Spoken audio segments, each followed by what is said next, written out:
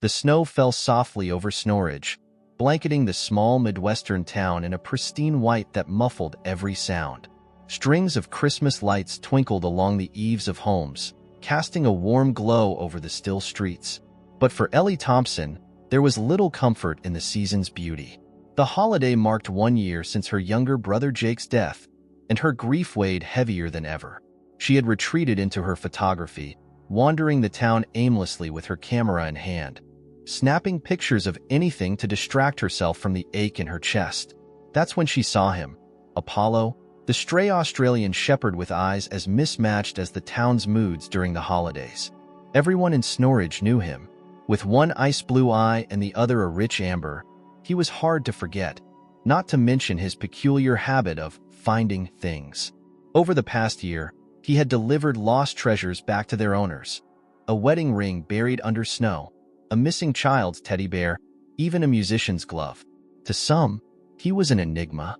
To others, a nuisance. But to Ellie, he was simply a part of the town's fabric, until that moment. Apollo stood in the center of the road, his thick coat flecked with snow, and his mouth clamped around something odd. A rusty key tied with a red ribbon. He stared at her, unblinking, before padding toward her with an air of purpose. "What's that you've got there?" Ellie murmured, lowering her camera as he stopped at her feet. She hesitated, unsure if she should approach, but Apollo made the decision for her. He dropped the key into the snow, nudged it toward her, and sat back on his haunches, tilting his head as if to say, "Take it." Ellie bent down, scooping up the key. It was cold to the touch, the red ribbon faded and frayed. She turned it over in her hand, inspecting it, but nothing about it stood out, except for the way Apollo's gaze never left her face. "You're persistent, aren't you?" she muttered, pocketing the key. She expected the dog to move along, to wander off on another of his strange errands. Instead, Apollo barked, a low, almost commanding sound, and began trotting down the street. He paused after a few steps, looking back at her. "Wait, you want me to follow you?" Ellie asked, incredulous. When Apollo barked again, louder this time, she sighed. "Fine, but this better not lead to someone yelling at me for trespassing." Apollo led her through the snow-draped streets, past rows of houses decked out for the season, and toward the edge of town. The cold bit at Ellie's cheeks, and her boots crunched against the frozen ground as she hurried to keep up. Eventually, they arrived at a building she hadn't set foot in for years, Snorridge's old library. The structure was a relic, its brick facade weathered in vines creeping up its sides. Once the heart of the town's intellectual life, it had fallen into disuse years ago, replaced by a shiny new library on Main Street. But for Ellie, the sight of it tugged at her heart. This was where Jake had spent countless afternoons reading, sketching, and sharing wild stories about treasure maps and hidden secrets. "What are we doing here, boy?" Ellie asked, her breath clouding in the frigid air. Apollo barked once more, then trotted around to the side of the building. Ellie followed, her curiosity outweighing her unease. To her surprise, there was a small door she didn't remember, one with a rusted lock and a perfect-sized keyhole. "No way," Ellie muttered, pulling the key from her pocket. She hesitated for a moment, then slid it into the lock. The mechanism clicked with surprising ease, and the door creaked open, revealing a narrow staircase that spiraled upward into darkness. Apollo darted inside without hesitation, his tail wagging. Ellie stood frozen for a moment, debating the sanity of what she was about to do. But something about the key, about Apollo, and about the weight of her brother's absence pushed her forward. The attic was dusty and cold, filled with the scent of mildew and time forgotten. But what caught Ellie's attention wasn't the room itself. It was what lay in the corner, carefully arranged as if someone had left it there for her to find. A stack of boxes, each one marked with Jake's handwriting. Her breath hitched as she approached.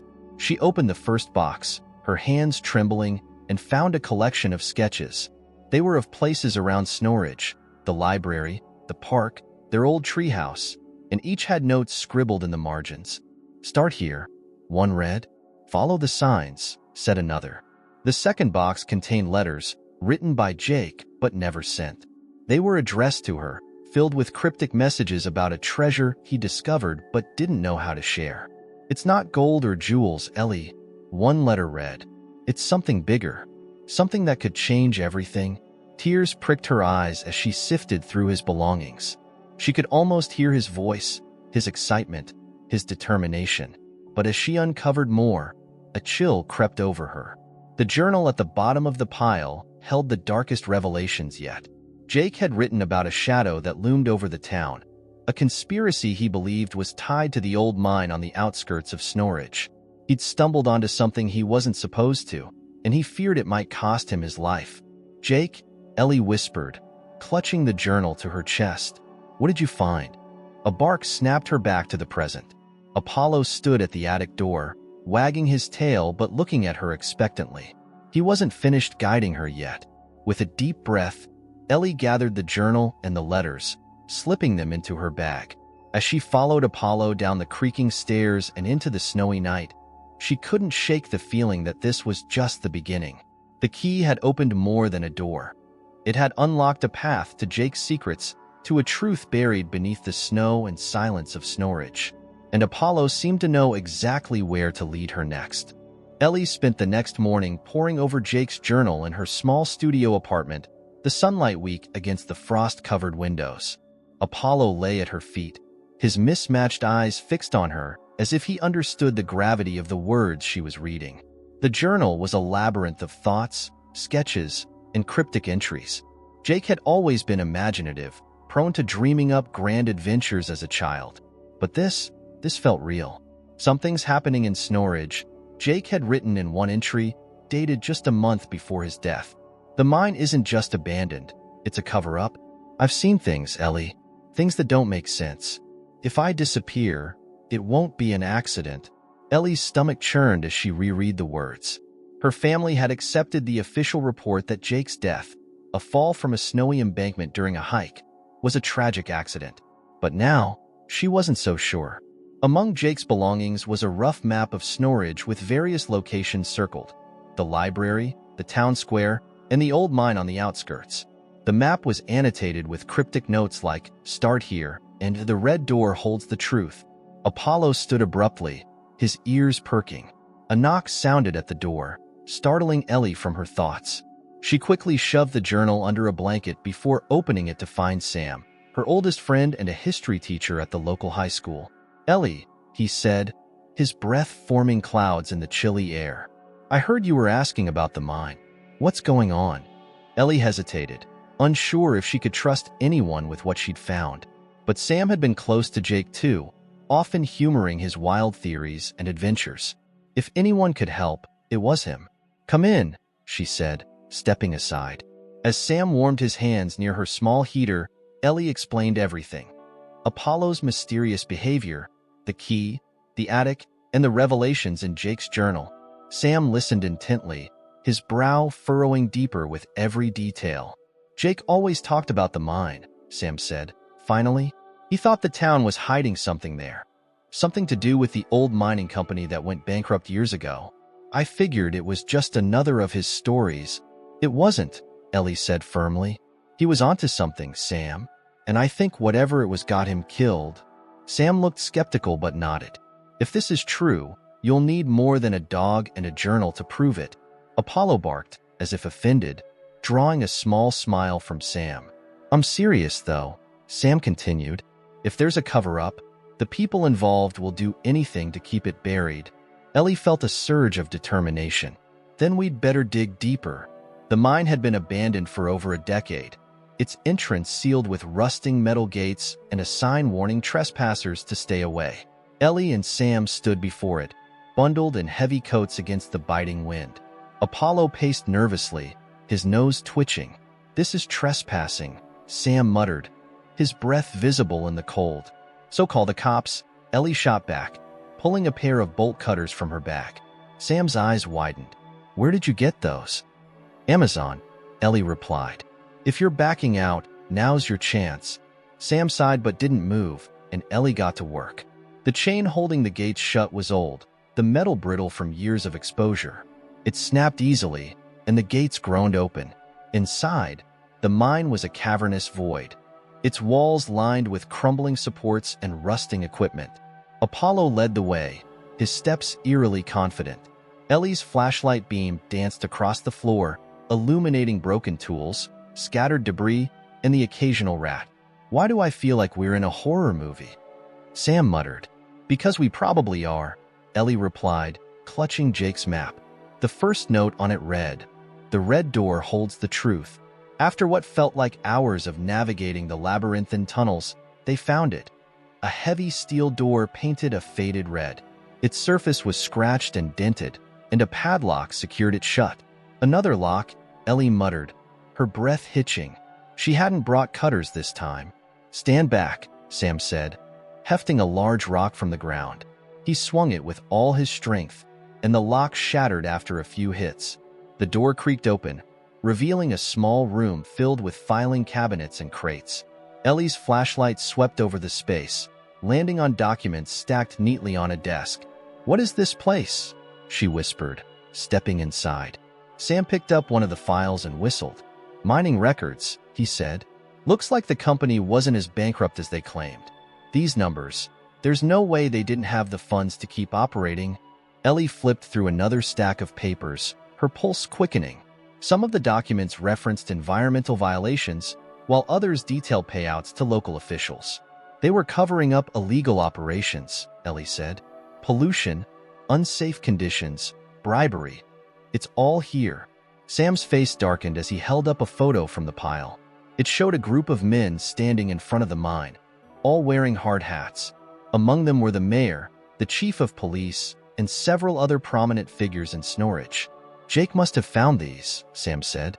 "He was trying to expose them." A low growl drew their attention. Apollo stood at the doorway, his hackles raised and his amber eye glinting in the flashlight's beam. "What is it, boy?" Ellie asked, but her question was answered by the echo of footsteps from the tunnel. "Someone's coming," Sam hissed, grabbing Ellie's arm. "We need to go." Ellie stuffed as many documents as she could into her bag before following Sam and Apollo out of the room. They moved quickly, trying to stay silent as the footsteps grew louder behind them.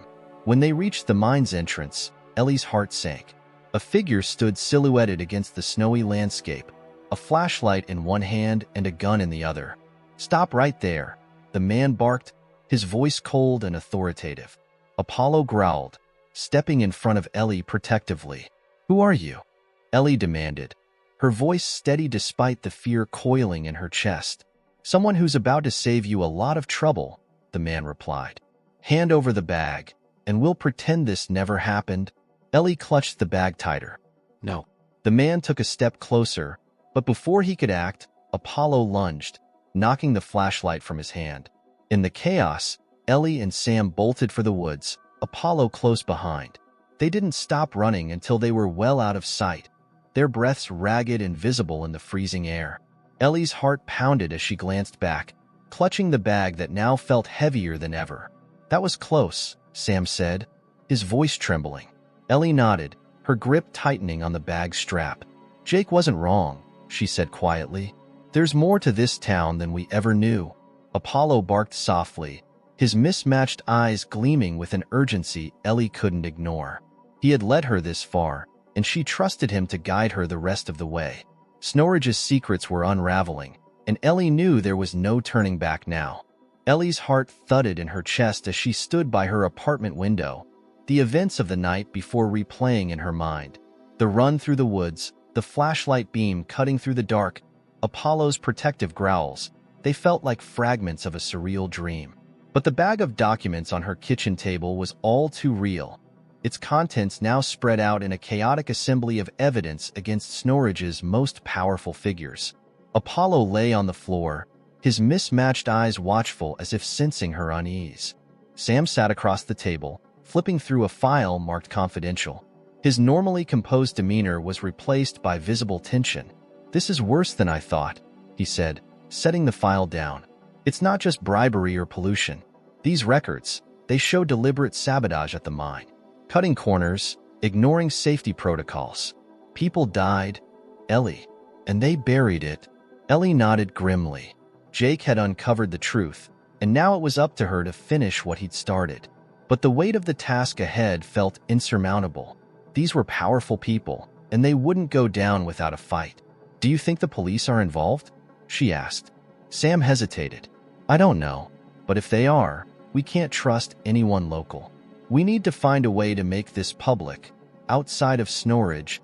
As they spoke, Apollo stood suddenly, his ears pricking toward the door. A low growl rumbled in his throat. "What is it, boy?" Ellie asked, her voice dropping to a whisper. A shadow passed by the window, and Ellie's blood ran cold. She motioned for Sam to stay quiet as she crept to the door, peering through the peephole. Two figures stood outside, their faces obscured by hats and scarves. One of them raised a fist and knocked sharply. "Ellie Thompson," a deep voice called out. "We just want to talk." Sam mouthed, "Don't answer." Ellie nodded, backing away from the door. Apollo, however, had other plans. He barked loudly, the sound echoing through the small apartment. The knock turned into pounding. "Open up, Ellie," the voice demanded. "We know you've got something that doesn't belong to you." Ellie's pulse quickened. "What do we do?" she whispered to Sam. "Out the back," he said, already moving toward the fire escape. Grabbing the bag of documents, Ellie followed him, Apollo at her heels. They slipped through the window and climbed down into the alley, the icy metal rungs biting into Ellie's hands. Just as her feet hit the ground, she heard the sound of the doors splintering upstairs. "They're inside," Sam said, his voice tight. "We have to move." The trio found temporary refuge at the edge of town in an old cabin Sam's uncle used for hunting trips. It was isolated and unused, the perfect hiding spot while they figured out their next move. Ellie sat by the fireplace, staring at Jake's journal, which she hadn't dared to open since the mine. The answers she sought were likely buried in its pages, but fear kept her from facing them. "Do you think Jake knew it would come to this?" she asked aloud, her voice barely above a whisper. Sam, busy setting up a rudimentary map of Snorridge on the coffee table, looked up. "I think he suspected, but he also knew you'd finish what he started." Ellie's eyes burned with unshed tears. She ran her fingers over the worn cover of the journal before finally opening it to the final pages. There, Jake's handwriting was hurried, his words urgent. "Ellie, if you're reading this, I need you to understand. The people running this town are dangerous, but they can be stopped. The evidence is at the old church, hidden beneath the altar. That's where the truth lies. Be careful. Trust Apollo. He'll lead you." The old church. Ellie could picture it vividly. A crumbling stone structure on the outskirts of Snorridge, abandoned like so many other relics of the town's past. "It's the church," she said, looking up at Sam. "That's where Jake hid the evidence." Sam nodded, his expression grim. "Then that's where we're going. Tonight." The journey to the church was fraught with tension. Snow fell in thick flakes, muffling their steps as they trudged through the woods. Apollo led the way, his tail low and his movements purposeful. The church loomed ahead, its silhouette dark against the moonlit sky. Its windows were shattered, and ivy crawled up its stone walls. "This place gives me the creeps," Sam muttered, clutching a flashlight. Ellie didn't respond. Her focus was on the task ahead. Jake had trusted her to see this through, and she wouldn't fail him. Inside, the air was cold and still. Their footsteps echoed against the cracked tile floor as they made their way to the altar.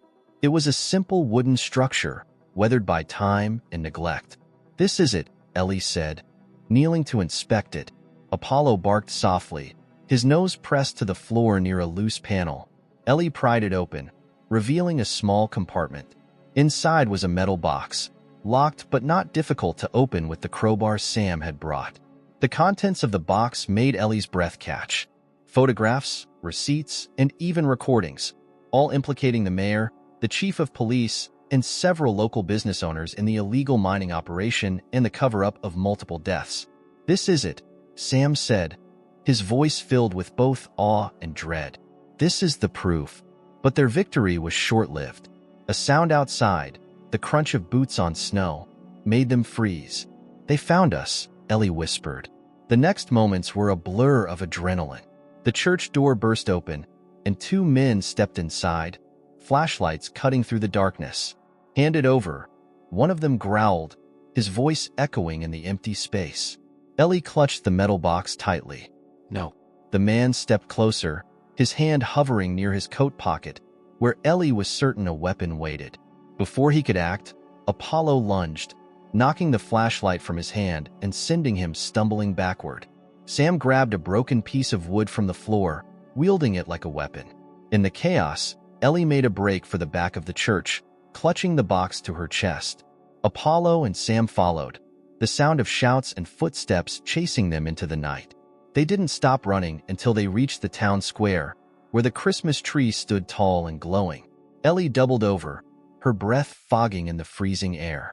"We can't keep running," Sam said, his voice strained. "We need to expose this now." Ellie nodded, her mind racing. The evidence was damning, but she needed a platform to reveal it. And in Snorridge, nothing drew a crowd like the annual Christmas festival. She straightened, her resolve hardening.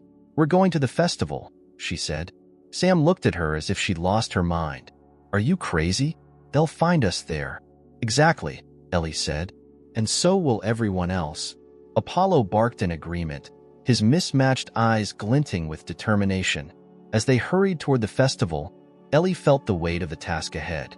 Jake's voice echoed in her mind. The truth lies beneath the snow, and she was ready to unearth it. The town square of Snorridge was alive with the sounds of Christmas.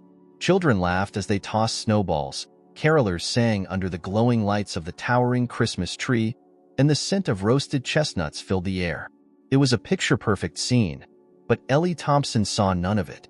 Standing at the edge of the festivities with the metal box clutched in her arms, she scanned the crowd, her heart pounding. Sam was beside her, his face pale but determined. Apollo stood at her feet, his mismatched eyes locked on the stage where the mayor, Harold Whitaker, was addressing the townsfolk. "This is our year, Snorridge," Whitaker declared, his voice booming through the speakers. "Our community is thriving, our children are happy, and our future is bright." Ellie's grip tightened on the box. The hypocrisy was suffocating. She turned to Sam. "Are you ready?" He nodded, though the tremor in his hand as he adjusted the strap of his messenger bag betrayed his nerves. "Let's do this," Apollo barked, startling a few nearby revelers. Heads turned, but Ellie didn't care. She strode toward the stage, her boots crunching over the snow. Sam followed, holding a folder of photocopies they had made from the documents in the box. As they climbed the steps, Mayor Whitaker faltered mid-sentence, his expression shifting from jovial to wary. "Ellie," he said, forcing a smile, "what brings you up here? Enjoying the festivities?" Ellie ignored him, stepping up to the microphone.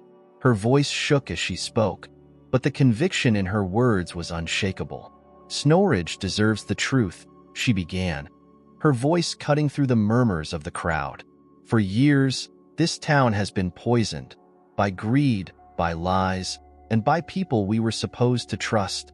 The crowd fell silent. All eyes were on her now. Whitaker's smile froze. "Now, Ellie, this isn't the time or place." "It's exactly the time and place," she interrupted, her voice gaining strength. "My brother, Jake Thompson, died trying to uncover the truth. And tonight, I'm going to finish what he started."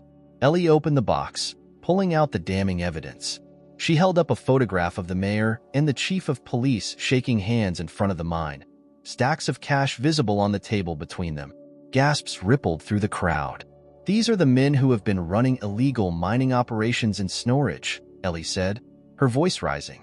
"They cut corners, ignored safety regulations, and covered up the deaths of innocent people.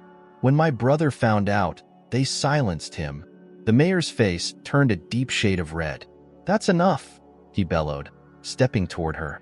Apollo growled, planting himself between Ellie and Whitaker. The dog's hackles rose, and his sharp bark froze the mayor in his tracks. Ellie pressed on, pulling out a recording device. "And here's proof. Jake recorded everything." She hit play, and Jake's voice filled the square, steady and resolute. "They're using the mine to hide their operations," he said in the recording.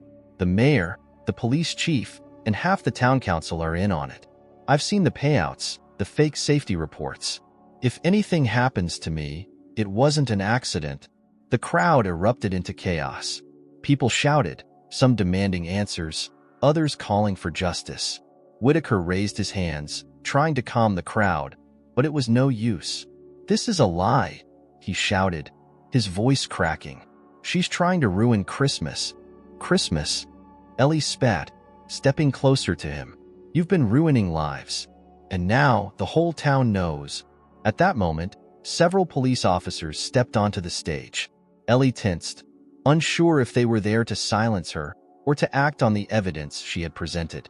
But then, Chief Keller, the head of the police force, stepped forward and spoke into the microphone. "Enough, Harold," he said, his voice heavy with resignation. "It's over." The mayor's face crumbled. "You can't do this," he hissed, but Keller ignored him. "We've had our suspicions for a while," Keller admitted, turning to the crowd. "But until now, we didn't have the proof. Miss Thompson has given us what we need. Mayor Whitaker, you're under arrest." The crowd roared as the officers moved to cuff Whitaker. Ellie felt a rush of relief, but it was bittersweet. Jake should have been there to see it. Later that night, after the square had cleared out and the evidence had been safely handed over to the authorities, Ellie stood at the hill overlooking Snorridge. The town's lights sparkled below, their warm glow reflecting off the snow. Apollo sat beside her, his mismatched eyes watching her intently. She knelt, wrapping her arms around him. "You did it, boy," she whispered. "You found the truth." Sam joined her, carrying 2 steaming cups of cocoa. He handed one to her and sat down in the snow. "So," he said, "what now?" Ellie took a sip, letting the warmth spread through her. "Now, we start over. Snorridge deserves a fresh start. And so do I." Sam smiled. "Jake would be proud." Ellie nodded, the weight of her grief finally beginning to lift. She reached into her pocket and pulled out the key that had started it all. Its red ribbon fluttered in the wind. As she looked at it, she realized something Jake had always known. The treasure he had sought wasn't gold or jewels. It was the truth, the chance to right a wrong, and the hope that even in the darkest moments, there's a way forward. Ellie tossed the key into the snow, letting it rest there like a small, quiet monument to her brother's courage. Apollo barked softly, his tail wagging. Ellie laughed, scratching behind his ears. "Let's go home," she said. And as they walked back toward the town, the snow continued to fall, covering the past while leaving a clean slate for the future. Thank you very much for watching the video to the end. If you were moved by the story of the canine hero and the spirit of Christmas that transformed lives, leave your like, subscribe to the channel, and share in the comments what you thought of this exciting journey.